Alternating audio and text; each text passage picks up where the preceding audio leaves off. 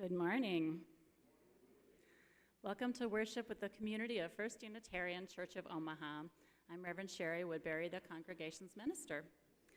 Whether you have chosen to join us here in the sanctuary on Sunday morning or online at any time, I'm glad you are plugging into this community of care. Each week we come together to worship, which from the Latin means to remember that which is of worth. And so we reground ourselves week after week in our highest values. A special welcome to visitors. This congregation is a community of all ages and abilities. It's a community with a rainbow of gender and sexual identities. It's a community of diverse cultural and class backgrounds. We draw from many sources of inspiration and share common liberal religious values. Whoever you may be, we invite you to bring your whole self into this space. If you're joining us online, I encourage you to create a YouTube account and sign into it when you attend that way. This will allow you to participate in the comments for joys and concerns, and sometimes other things, as will be the case today. All are also invited to subscribe to our YouTube channel and share services that you like with others that you think might be touched by the messages. And now I'd like to invite Sarah Copeland up for an auction wrap-up announcement.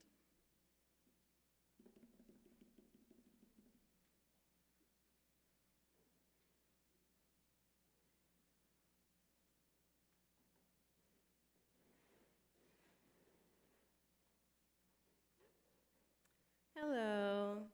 I have a little helper with me today, so it takes a little longer to come up the stairs. Okay, our auction online is closed. Our party is over. We had a great time together, I think, and everything went really well.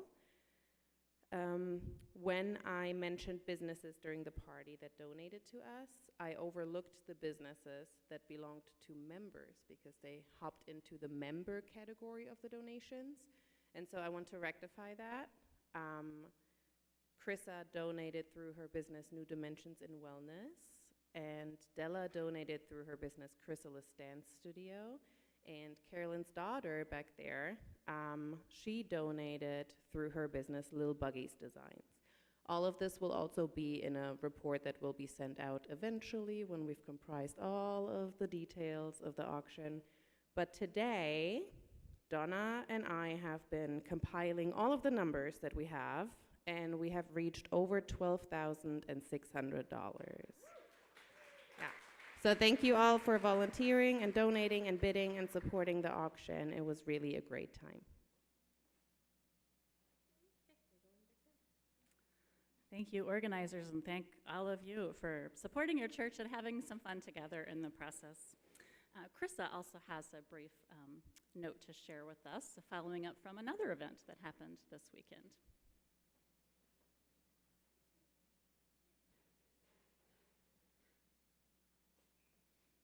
Hello, everyone. I just want to say thank you for all of the wonderful people who joined us yesterday for Douglas's 80th birthday celebration. And if you missed it, or if you were among the few people that thought it was today, it's not too late. We have lots of leftovers, including fabulous carrot cake with cream cheese frosting, and we hope you will all get a bag and take some food home. So please join us again, and thank you. Douglas is so appreciative of all the honoring that you gave him. Also, I have a few pre-signed poetry books of his, latest book that he read from yesterday. If anyone didn't get a copy and would like one, please see me during coffee hour. Thanks so much. A belated happy birthday to our poet president, Douglas Lee Regier. Lastly, I want to encourage participation in the Telling Our Story project. We'll have a little bit of that in worship today. There's two other ways you can participate. There is a timeline up in the common room downstairs. If you haven't taken a look at it yet, please do, and please add any important events in the life of the church that might not already be on the timeline. It's part of telling our story as a congregation. And then lastly, we have 2 cottage meetings coming up this week, which are ways to tell your own story of participation in the church to other people who are gathered together in community who care about this congregation. And I'll have a clipboard downstairs if you want to sign up for one of the 2 remaining sessions. Our church occupies the traditional treaty lands of the Omaha and Oto, Missouri tribal nations whose sovereignty existed long before the state of Nebraska. We express our respect as well to the Ponca, Winnebago, and Santee Sioux tribes, all of Nebraska, as well as many others represented in the metro area. Let us all continue to educate ourselves and support causes, charities, and rights of Indigenous peoples in Omaha and beyond.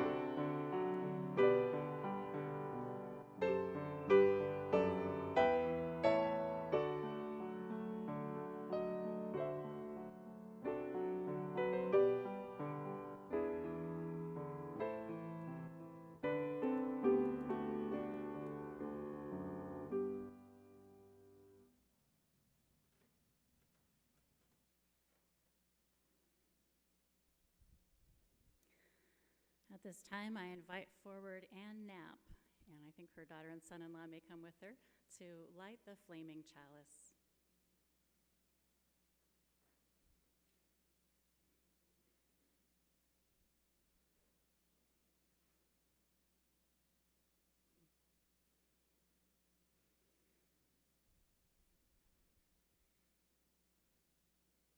Will you join me in the chalice lighting words? Spark of the Spirit, cupped in earth's embrace, light of love, alive in all creation. As we kindle this flame, we rekindle our connection to the sacred web of life. Thank you, Anne, and I'm sure there are lots of hugs and condolences waiting for you after the service.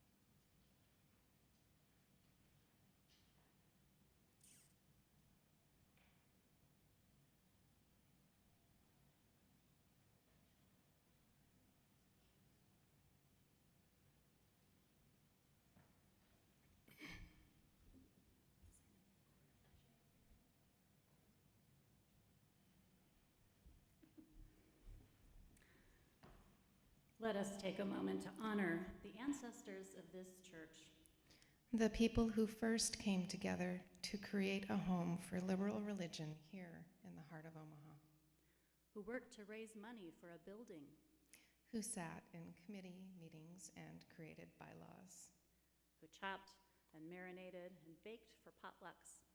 Who painted and weeded and pounded nails and washed countless dishes. Who gathered to worship, to learn, to grieve, to heal. To serve, to build justice, to transform their lives and this world. We are the recipients of an incredible gift and a beautiful vision. Let us do our part to keep this congregation strong and vital and thriving for the generations to come. In gratitude, let us worship together. I invite you to rise if that feels good to your body and join in singing our opening hymn, number 67, We Sing Now Together.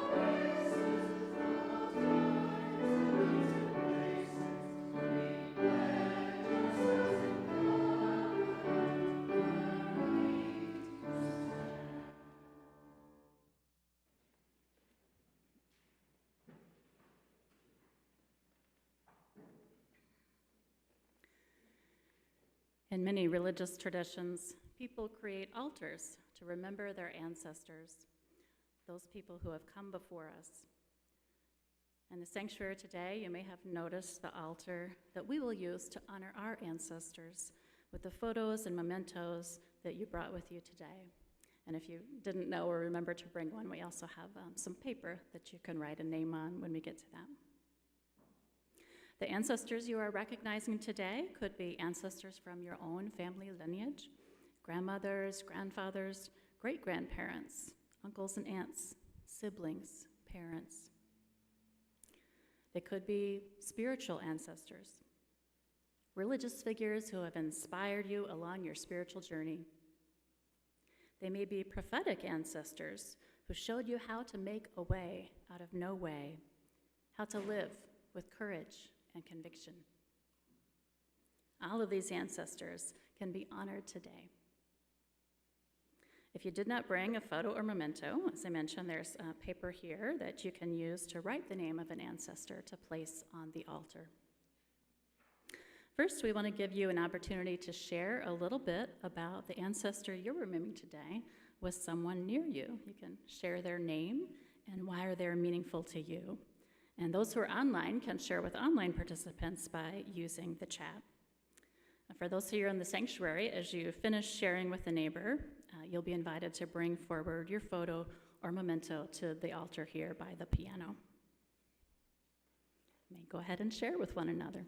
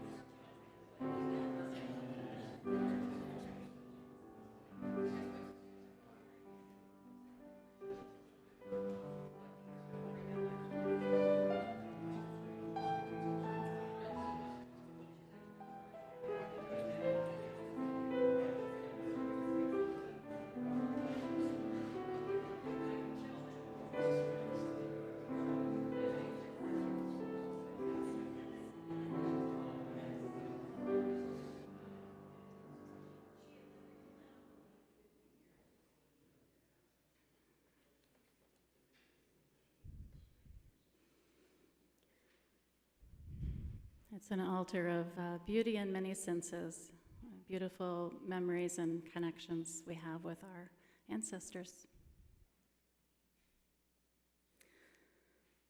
Let us take a moment to take in this altar of remembrance and feel the spirit of our ancestors and their heritage with us this morning.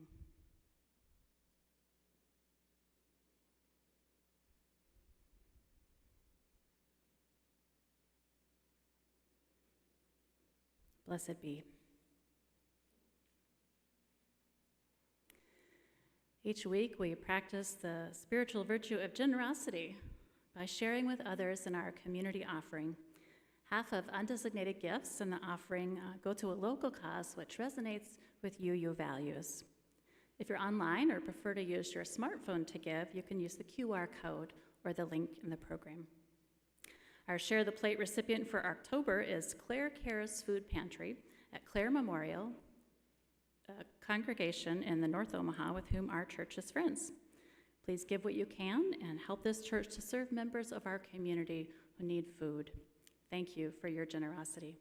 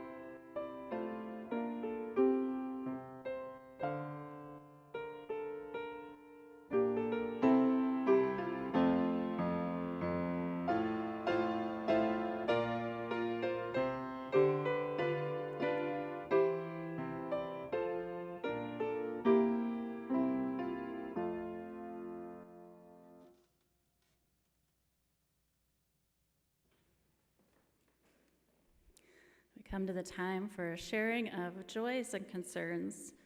This is a time to surround one another with care for those who are experiencing hardship and to lift each other up with joys when we know joys in our lives. I'll begin with the big one. As you may know, after many months of hospice care, Reverend Ronald Knapp, beloved emeritus minister of this congregation, died peacefully in his home last Monday. He was surrounded by his loving family.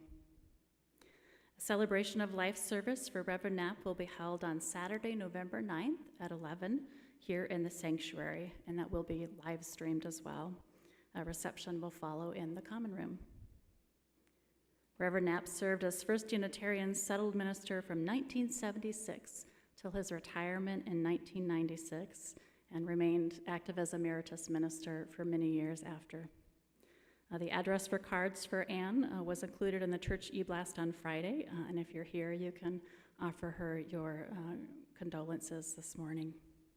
What do we have from online, Colin?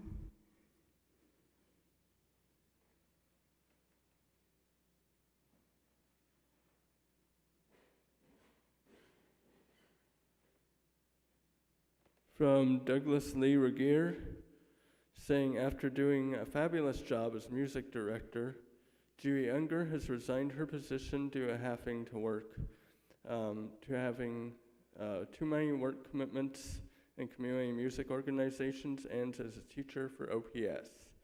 We will miss her. She will stay on through December. Reverend Shari, along with input from the board and church leadership, We'll take some time to weigh options on this position. Meanwhile, we will try to fill some of the music duties with volunteers from the congregation.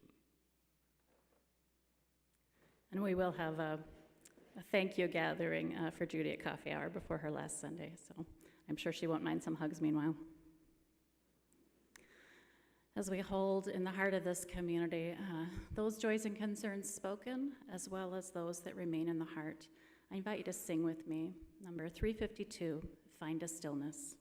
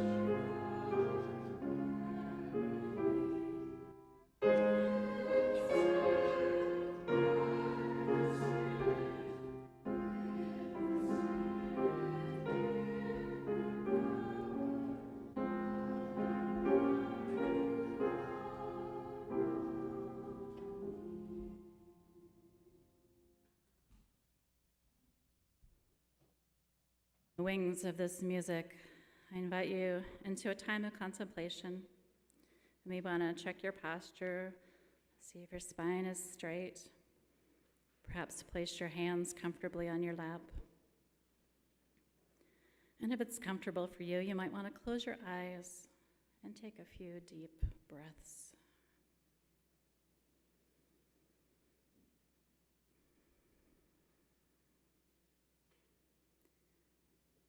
In the stillness, I invite you to remember the ancestors who made your being possible. Family and cultural ancestors, spiritual and prophetic ancestors, as you will. We hold this space of recognition and gratitude for those who came before until I ring the bell in silence.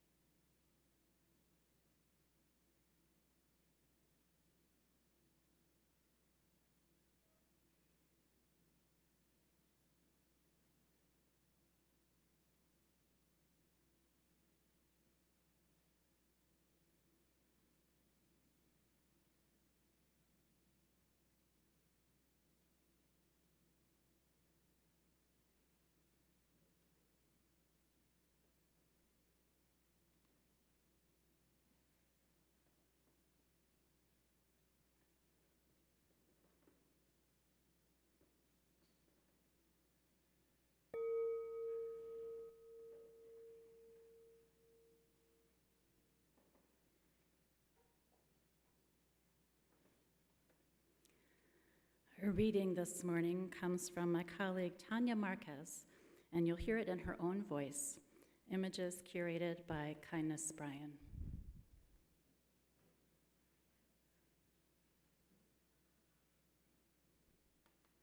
I am Tania Marquez, and this Raver Weiser is called A Thousand Voices. Listen more often to things and to beings. From Spirits, a poem by Irago Ismael Diop.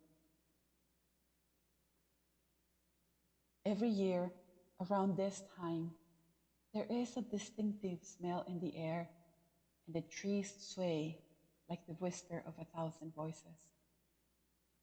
That's how I know they are coming. At that point, the perpetual altar in my heart begins taking place outside of me for a few days, and it dances with joy at the thought of their coming. First, the table that will be the altar, a few boxes on top to create different levels. I begin to think about the pictures I am adding to my altar today. The beloved friend who didn't get to say goodbye, the one I loved, my grandparents, the cousin who left too soon. I allow myself to think about the ones whose pictures won't be on my altar, but that I still remember. The fragrance of the cempasúchil fills the air. Grandfather's sun-made flower, a ray of light guiding them back, calling them home. It is a long way here. It is good to have some food and drinks ready, so they may quench their thirst, so they may eat and gain strength for the way back. I love adding chocolate and drinking chocolate caliente. I imagine a moment of communion that transcends the world of the living. Once the altar is ready, I behold the site of this place of encounter. They will come and will know they are missed. All of the times we spent together, all of the memories come rushing to us. Our elders told us to remember is to live again. And that's what we do when we allowed ourselves to be surrounded by their presence and the stories of times we spent together. My family and I gather. We tell stories. We laugh. We also cry a little. We rejoice in their company. Their stories come alive in our telling, and so does the love we still feel. I have learned to listen more often to things and to beings, to listen to my heart that knows a different way of knowing. My heart knows that the dead aren't really dead. Their stories are perpetually being told by the world around us, like trees swaying, like the whisper of 1,000 voices. Let us end with a prayer. Boundless Spirit, open our minds, our hearts, and all of our senses to a different way of knowing. The knowing of the heart that recognizes love transcendent, love everlasting, love that never dies.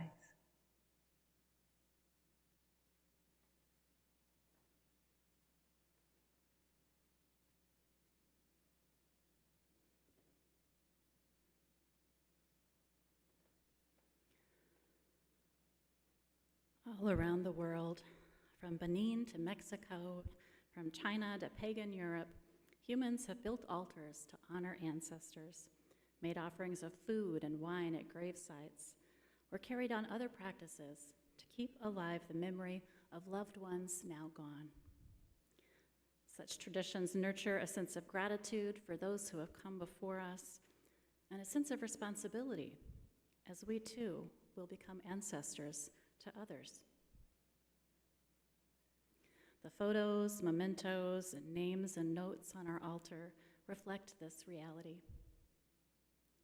So will the names we will speak aloud and the pebbles that we will drop here in a bit. These are just some of the family ancestors from whom we get our own names, our own traits, our own ways of being in the world. These are just some of the cultural and spiritual ancestors who created and preserved traditions and values that sustain us.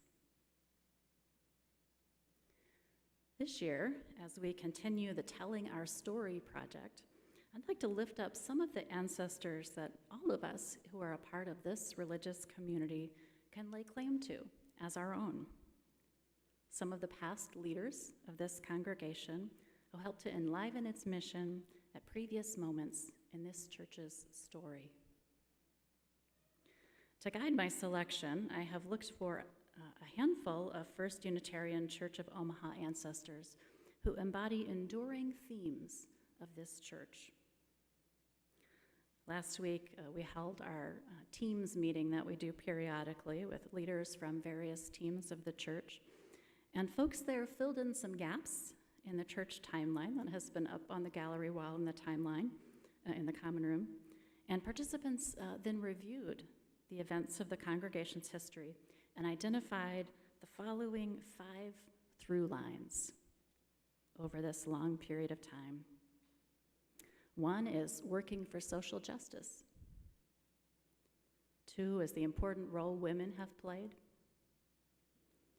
3 is the church's ability to attract and retain strong ministers. 4th is an ongoing commitment to religious education for the young. And 5th is support of science and humanism. These are part of the cultural DNA, if you will, of this congregation. Perhaps the most celebrated name in the church's history is Newton Mann. Reverend Mann served this church from 1889 to 1910. He is perhaps best known for his early embrace of Darwin's theory of evolution. And Reverend Mann spoke of the evolution of the soul as well. Newton Mann also championed social causes, from involvement with the Humane Society to advocating socialist doctrines in the world around us. Reverend Mann was ahead of his time in embracing the leadership of women in Unitarianism. When this church was dedicating an addition to the church building, this was the previous church building at 17th and Cass, Reverend Mann invited none other than Mary Safford. Safford was one of the movers and shakers of a group that came to be known as the Iowa Sisterhood, women who were early pioneers in becoming ordained liberal ministers, starting right here in the Midwest. This was the late 1800s. Later, Reverend Mann encouraged church member Rowena Morse to enter the ministry, which she did and went on to a long and fruitful career. As you can tell, Newton Mann exemplifies most of those key themes of the congregation, including championing science, social activism, recognizing the important role of women in the church, and this church's ability to get and keep strong ministers.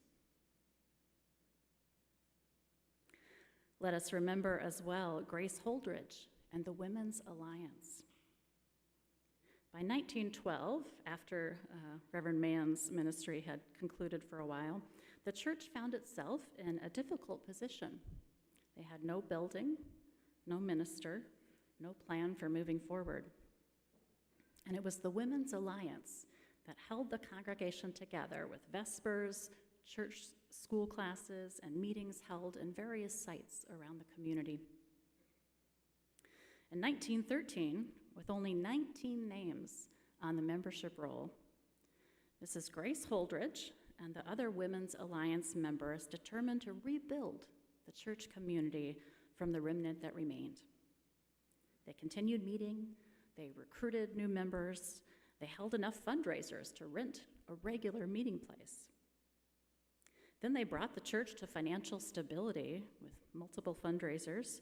They once again called a minister, and they began to make plans to build a beautiful building, this building that we worship in today. Long may their legacy continue to live on. This next name may not be as well known. Louise Henderson was the first female minister at First Unitarian, serving as an assistant minister here from 1919 to 1922. Religious education for children and youth was one of her key responsibilities. She soon had the youth engaged in civic and humanitarian service through the Lend a Hand Club, and she created age-appropriate curricula and involved church and community members in teaching our young people through the Beacon course. Reverend Henderson's passions led to her taking a regional position. So she ended up supporting Unitarian churches throughout the Midwest with social action and religious education. Later, she worked for the Unitarian Service Committee, an international aid program that was then focused on helping survivors and refugees of World War II.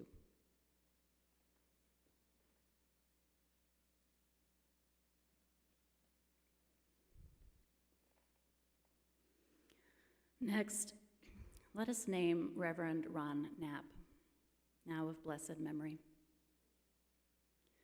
Reverend Knapp served this congregation from 1976 to 1996, remaining active clear into recent times as our minister emeritus.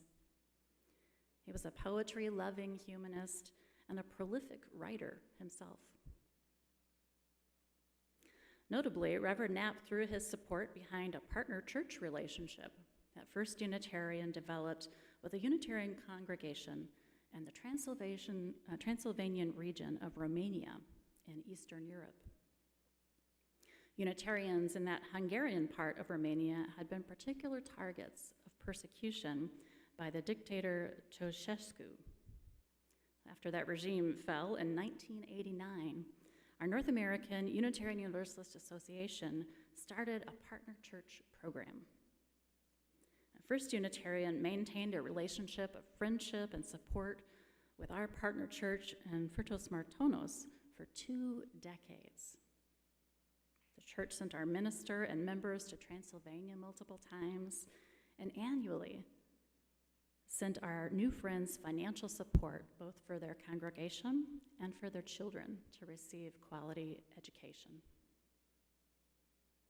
Closer to home, Reverend Knapp walked the talk of our church and denomination's longstanding support of reproductive freedom. Ron told me himself a couple of years ago how he was dubbed the Minister of Mayhem by the local religious right. Colorful title. This was for his steadfast work, escorting women through hostile opponents to obtain reproductive care right here in Omaha, including abortion. Lastly, I'd like to lift up 2 more recent lay leaders who exemplify ongoing commitments to this congregation. Normally, for a remembrance like this one, I would focus on those who are no longer with us. And this couple is still very much alive, but they will be moving to another state later this year after largely raising their 3 children in this congregation.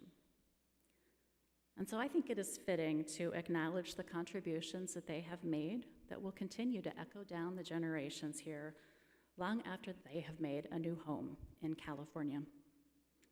I'm speaking of Harold Cruz Sanchez and Patricia Soto. Harold and Patricia have been dedicated to our religious education programs for children and youth. These parents have taught in our classrooms. They champion all ages gatherings like community night and an annual tradition of sharing a Thanksgiving meal.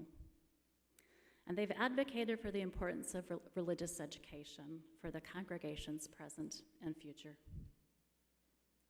Both of them have science backgrounds, and Patricia lent her perspective as a scientist and a parent to our COVID safety task force over several challenging years in the life of this church. The family have also been enthusiastic supporters of Faith in Action. When Harold served as president of the Board of Trustees a couple of years ago, he made it a priority to invite the whole congregation to take a public stand on one of the pressing issues of our time, reproductive rights. Deja vu, we did that once before, right? Here we are again. And the congregation really stepped up, voted in support of abortion access and other reproductive justice concerns, and we continue to act on that commitment as a church. These are but a handful of the many ancestors of this church community who have embodied in their lives and leadership core values of this congregation. Reverend Newton Mann, Grace Holdridge and the Women's Alliance, Reverend Louise Henderson, Reverend Ron Knapp, and one of the power couples of our church in this century, Harold Cruz Sanchez and Patricia Soto. All of them are part of the chain of connection that extends back in time from those of us who are part of the community today, clear back to the beginnings of this church over a century and a half ago. In turn, each of us will become ancestors for those who follow us. How will we keep alive this church's proud tradition of making good trouble and working for the common good? How will we continue to recognize and welcome the leadership of people of every gender and generation?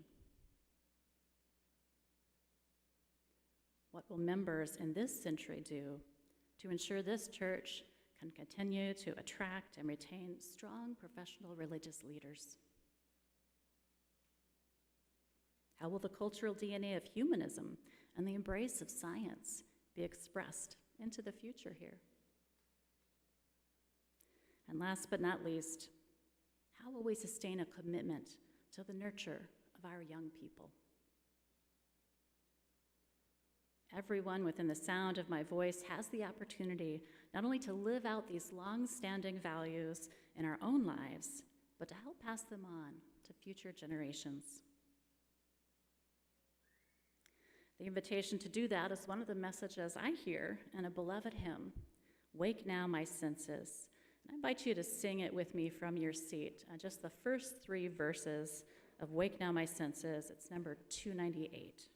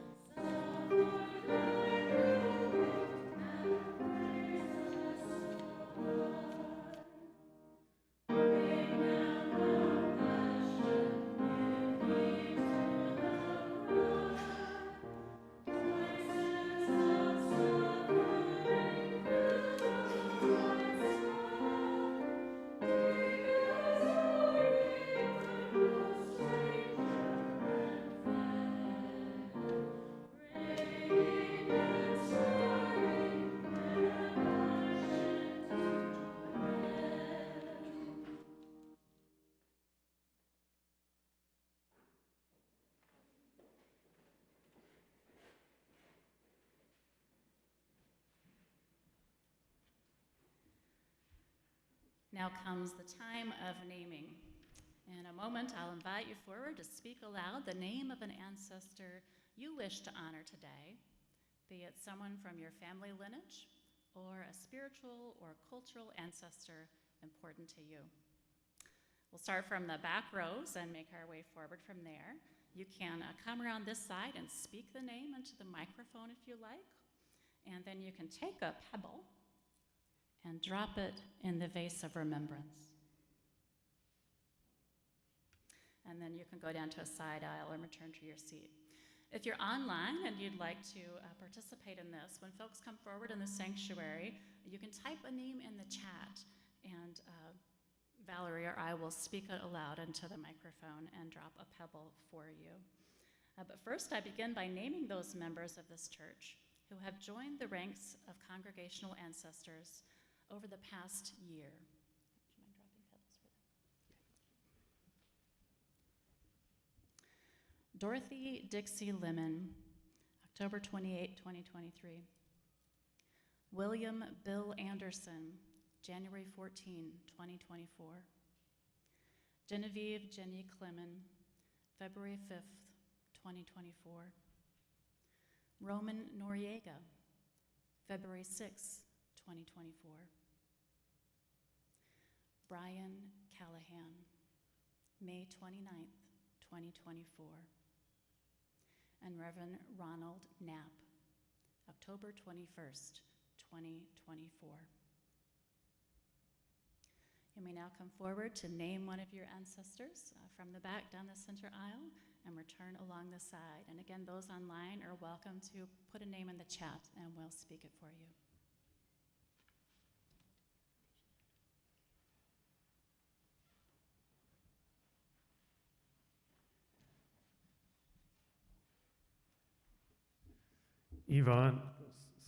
Gladys Possessi, my maternal grandmother.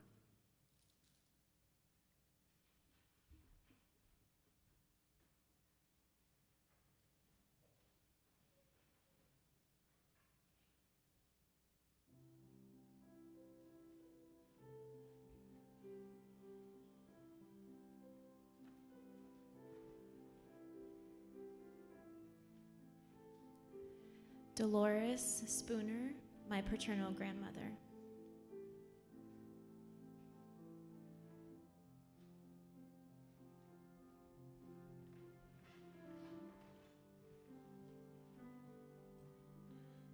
Michelle Ricard, former mentor and boss.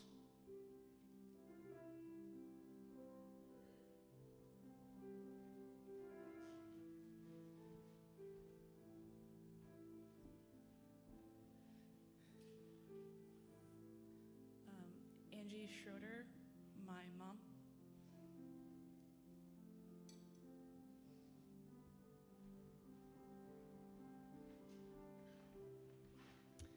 Lucille Langdon, my grandma, and Elaine Irwin, my other grandma.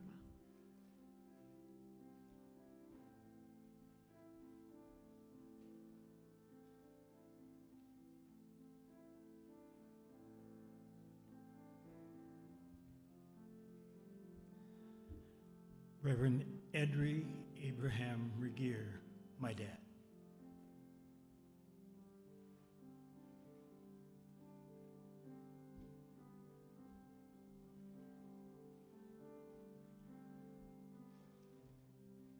My grandparents, Alice Hall and Louisa and Francis de Silva.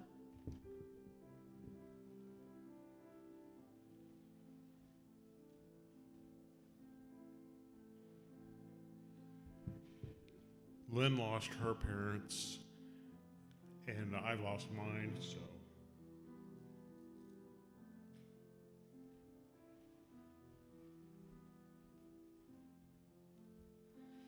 Dorothy Sunderland, my mother's mother.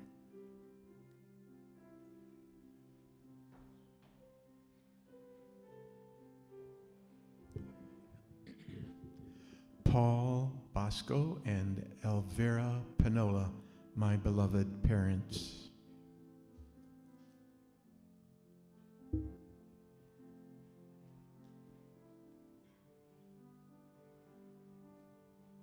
Marguerite Lamette, longtime member. Sorry. From Mira Online, Susan Claire Eldenberg Hoffman, her maternal grandmother, November 13, 2022, and Herman Lee Hoffman, maternal grandfather, June 5th.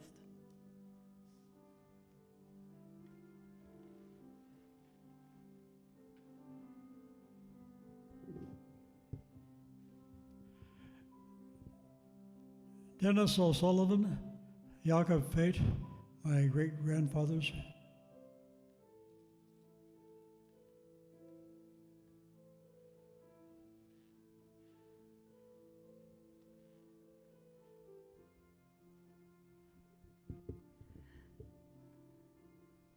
For my parents, Dorothy and Roger Henderson, and for their parents, Maud and Will Dennis, and Vesta and James Henderson, all of them.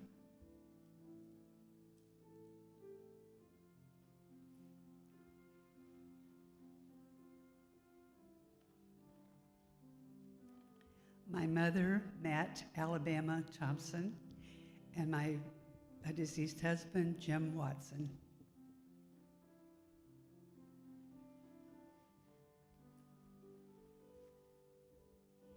My parents, Karel Sedlacek and Victory Ptak.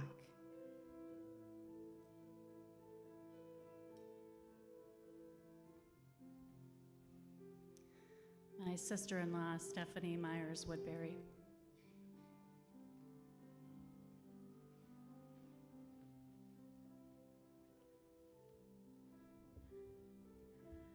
My mother and grandmother, Joanne Chambers Brewer Holmes and Ruth Ramsey Chambers.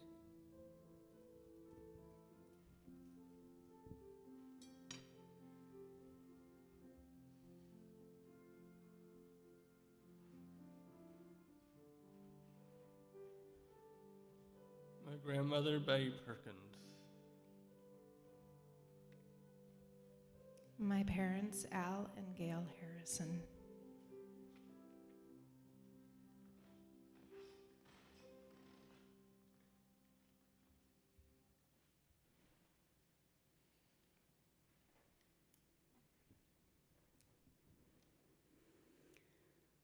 And the struggles we choose for ourselves, and the ways we move forward in our lives and bring our world forward with us. It is right to remember the names of those who gave us strength in the choice of living. It is right to name the power of hard lives well lived. We share a history with those lives. We belong to the same motion. They too were strengthened by what had gone before. They too were drawn on by the vision of what might come to be. Those who lived before us, who struggled for justice and suffered injustice before us, have not melted into the dust and have not disappeared. They are with us still. The lives they lived hold us steady. Their words remind us and call us back to ourselves. Their courage and love evoke our own. We, the living, carry them with us. We are their voices, their hands, and their hearts. We take them with us, and with them choose the deeper path of living.